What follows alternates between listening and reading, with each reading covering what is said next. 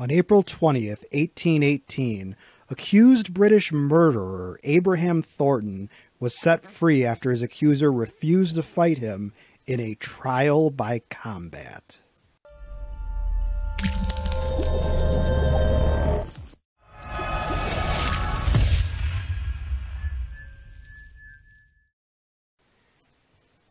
Digging deeper, we find that Thornton had walked a girl home from a dance, and the next day the girl was found drowned in a pit.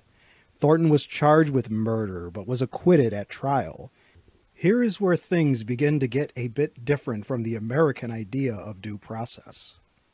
As was his right based on an archaic English law, the brother of the dead girl, however, insisted that Thornton be retried.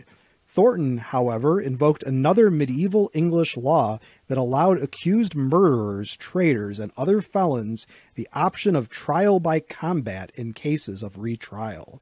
The accuser, a William Ashford, had demanded the retrial on the grounds of overwhelming evidence and thought therefore that trial by combat was unnecessary, but the judge ruled the evidence was not so overwhelming and granted the trial by combat. Just 4 years previously, a judge in Ireland had refused to entertain the idea. For his part, Ashford declined the opportunity to engage his sister's alleged murderer in combat, and Thornton was thus freed.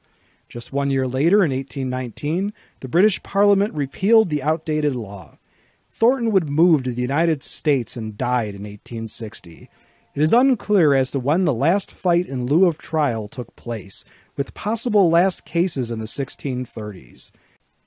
The last cases known to have taken place with certainty were in Scotland in 1597, where the accused murderer was killed in battle, and in England in 1446, where a servant killed his master.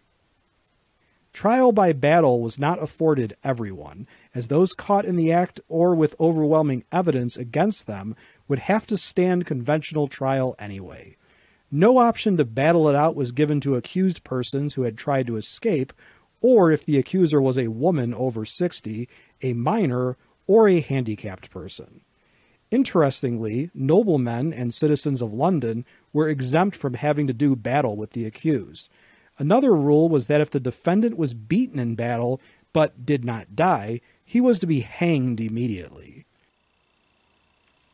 Not only could an accuser or plaintiff also be killed in battle, but if both combatants were still alive after 24 hours of battle, or if the accuser admitted defeat by uttering the word craven, the defendant would be declared innocent, and the accuser would be declared infamous, and lose his rights as a freeman, and be stuck with a bill for damages.